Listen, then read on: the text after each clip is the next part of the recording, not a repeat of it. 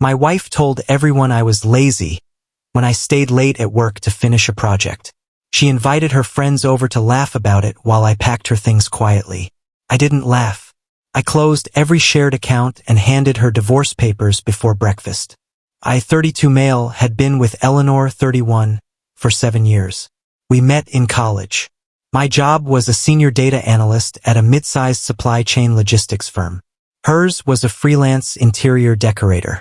We lived in a renovated 2-bedroom townhouse in St. Paul, Minnesota. Our combined income was $180,000 annually. We ate out several nights a week at places like the Fitz and W.A. Frost & Company. Our social life revolved around her friends, a tight-knit group of creatives and freelancers. I mostly tolerated them. My work required focused effort and long hours. I earned 70% of our income. A massive career opportunity presented itself one chilly Tuesday afternoon. A former colleague, Alistair, had started a new venture. His company, Quantum Fleet Dynamics, specialized in AI-driven transport optimization. They offered me the Director of Logistics Strategy position. The job was in Raleigh, North Carolina. The salary was $240,000. Benefits included a $30,000 signing bonus and a deferred stock option plan. This was a significant jump. I returned home excited and ready to share the news. Eleanor was on the sofa with her friend Chloe, flipping through swatches. I sat down and presented the details logically. I explained the future-proof nature of the role. I highlighted the massive increase in my salary. Eleanor merely raised an eyebrow, not taking her eyes from the fabric book. Moving to Raleigh, she said, not a question. I confirmed that was the location. That city is a swamp of startup bros, she replied slowly. Chloe giggled into her wine glass. It is a high-growth tech hub, I stated calmly. I cannot just leave my clients, Eleanor continued. You can work remotely or build a new network there, I responded. She sighed and finally looked at me. It is too much work, Elias, she said with dismissive ease. This would secure our financial future, I explained. My current life is already secure, she answered flatly. She turned back to Chloe, ending the discussion without agreement. Her rejection was swift and arrogant.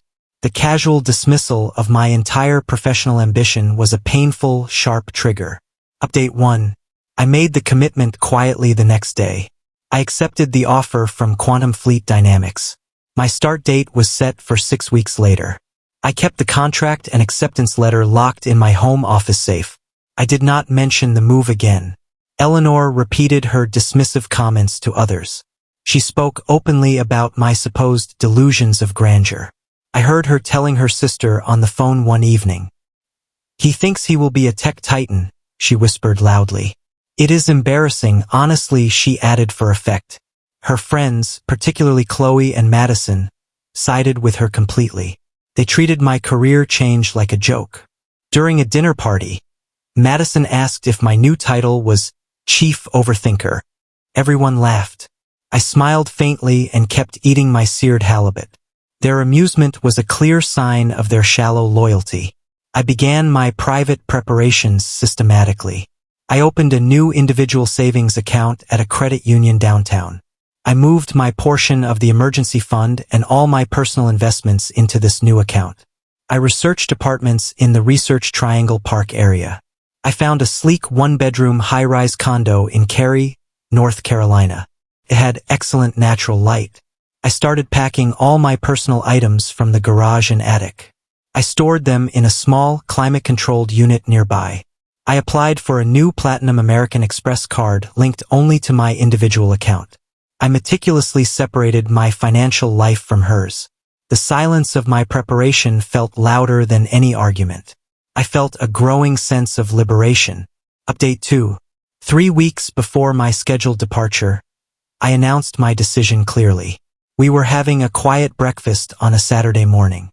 The morning light was cool through the kitchen window. I placed my coffee cup down precisely. I am moving to Raleigh in 3 weeks, I stated simply. Eleanor stopped buttering her bagel. Her eyes narrowed instantly. You are serious about that stupid job, she said with surprise. I have accepted the director role, I confirmed steadily. "You did this behind my back," she accused me. "I told you about the opportunity," I corrected her. "You were supposed to wait for me," she replied sharply. "You made your feelings very clear already," I responded. She threw her napkin onto the table in sudden fury. "You are ruining our beautiful life here," she insisted. "This opportunity is essential for my growth," I explained. "Your career is not more important than our relationship," she stated firmly. She stood up and leaned across the table toward me. "It is me or your silly logistics job, Elias," she gave her ultimatum. I looked at her without flinching. Her face was contorted in anger. "I choose my career and my self-respect," I answered calmly. The air in the kitchen went instantly cold. Her expression shifted from rage to disbelief. She truly thought I would choose her comfort over my ambition.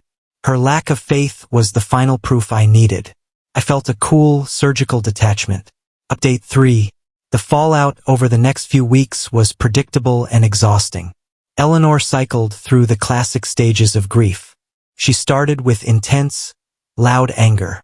She questioned my love and my sanity repeatedly. "How could you destroy us like this?" she demanded. "You are just a coward." "Running away," she accused. She then moved to bargaining. She promised to compromise.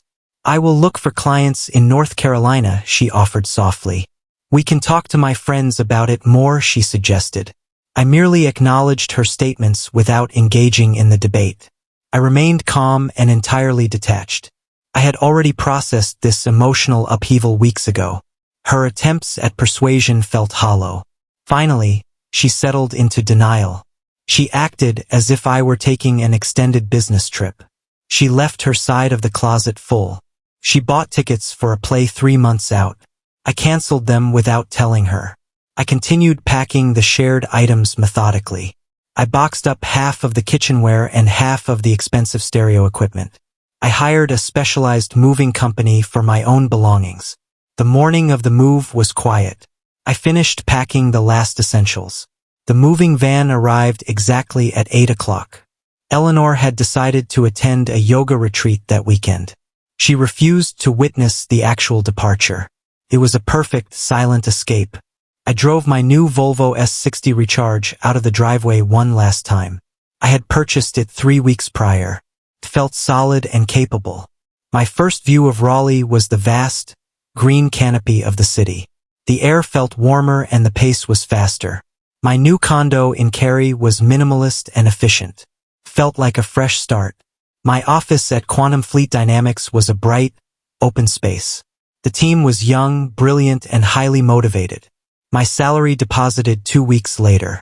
The $9,000 biweekly net deposit was a sharp reminder of the financial freedom I had gained. I was home. Update 4. I thrived in the new environment immediately. The work was challenging but satisfying. My colleagues, especially the Chief Technology Officer, Dr. Ria Sharma, were supportive. They valued my analytical approach. I quickly integrated into the local scene. I found a fantastic spot for dinner, Pool's Diner, and a quiet bookstore I frequented. My financial situation improved dramatically. I paid off the small remaining student loan within 3 months. The company achieved a major milestone in Q4. I received a significant performance bonus. It was a $40,000 gross deposit. This cemented my decision financially. The first outreach from Eleanor's network was slow and cautious. David, one of the husbands who had often been sidelined, messaged me on a neutral platform. "Heard you relocated," David wrote simply. "Yes, for a new career opportunity," I replied politely. "That sounds pretty big, Elias," he commented. "It is a director role at a tech firm," I answered. He replied with an emoji showing surprise. I was polite but reserved in all my answers. I gave no details about the divorce filings I had initiated after the move. I offered no emotional vulnerability. I simply presented the facts of my success. The word lazy, which Eleanor had so often applied to my focused work ethic, no longer applied. I was working harder and smarter than ever with full recognition. The sting of her initial public mockery had long faded. The silence from her inner circle was deafening. Update 5. 6 months into the new role, I decided it was time for a public statement. I posted a professional photo on LinkedIn. It showed me presenting a new optimization model to the company board. The caption was concise. It announced my new role and thanked the team for their trust. Elias Thompson, Director of Logistics Strategy, Quantum Fleet Dynamics. The post went moderately viral within my professional network. Former co-workers offered congratulations. Eleanor learned the truth about my title and, more importantly, the associated status and income. She had been dismissive of a perceived analyst promotion. The title director was a different matter entirely. My social media activity was visible to her network. I received a barrage of messages from her private number. That salary cannot be real, she claimed instantly. You are just showing off now, she said defensively. You have changed into a different person, she complained. I muted the notifications but read them later. Her tone was a mixture of envy and confusion. Her friends began to reach out to me apologetically. Chloe was one of the first. I am sorry about how we treated you, Chloe wrote. We really thought you were just leaving her, she admitted. Eleanor made it sound like a small, lateral move, she explained. My family, who had remained neutral during the initial conflict, finally acknowledged my decision publicly. My older sister Beatrice called me. You look very happy, Elias, she stated warmly. I am doing very well here, I responded. Your decision was definitely the correct one, she concluded. This external validation was satisfying, but ultimately unnecessary. I already knew the truth. Update 6. 8 months after the move, Eleanor took the drastic step of visiting in person. I had a full day of meetings.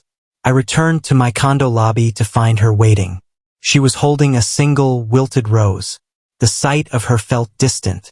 I needed to see you, Elias, she said softly. We are in the final stages of divorce proceedings, I reminded her. I have changed so much since you left, she claimed sincerely. Your social media posts suggest otherwise. I referred to her recent activity. She had spent months posting passive-aggressive statements about the hollowness of corporate life and misguided pursuit of money. I knew her claims were performative. Those posts were just about my art, she insisted. They seemed to be direct commentary on my career, I replied calmly. She tried a different tactic, becoming nostalgic. We could have that beautiful life again, she proposed. That life was built on my suppressing my ambition, I responded steadily. She insisted on returning to St. Paul as a couple. Let us start over. I promise to be supportive, she urged me. I looked at the wilted rose. It was a poor symbol of her late effort. I am happy with my choices, Eleanor, I declined calmly. My life here is not up for negotiation, I added firmly.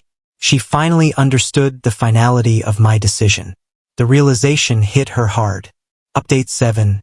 Eleanor attempted legal and online retaliation soon after her visit failed. She contested the equitable division of assets.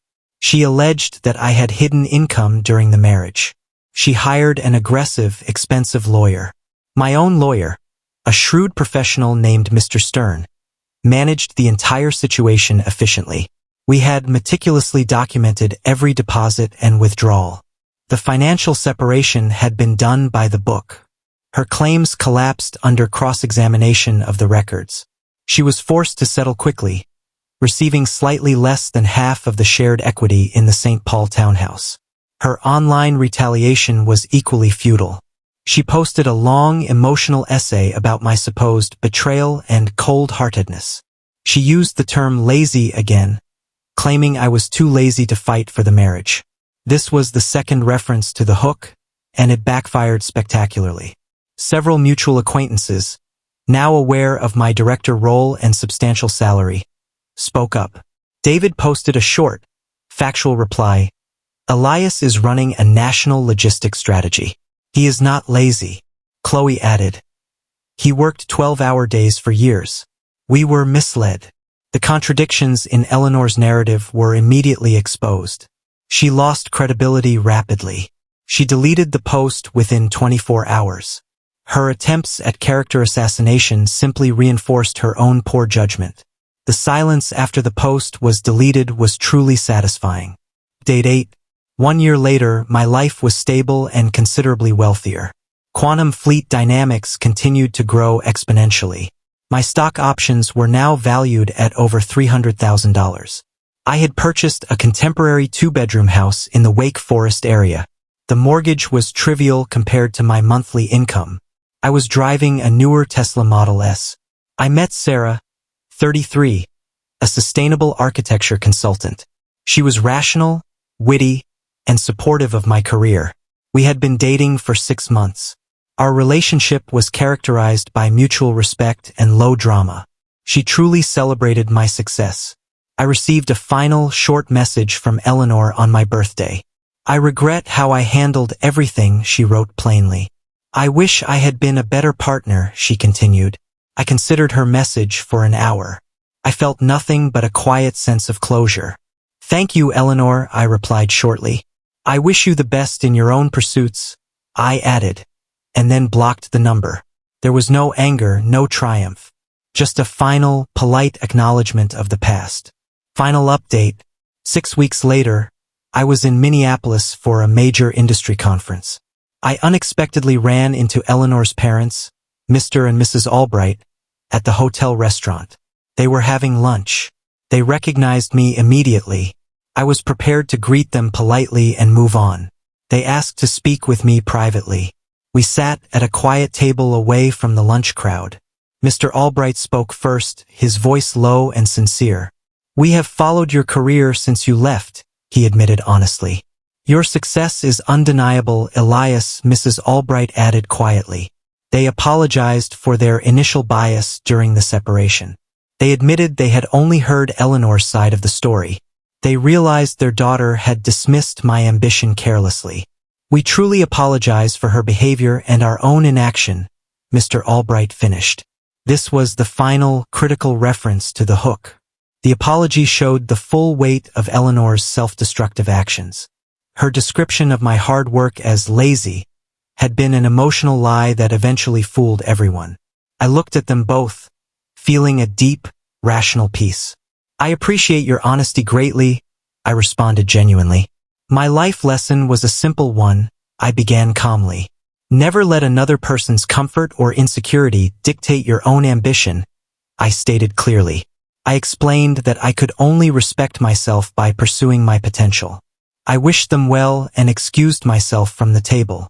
The interaction was calm, logical, and surprisingly cleansing. The last threads of the old life were cut. I walked out into the cool Minnesota air with a quiet, certain feeling of peace. My new life in North Carolina was built on logic and self-respect. It was finally completely mine.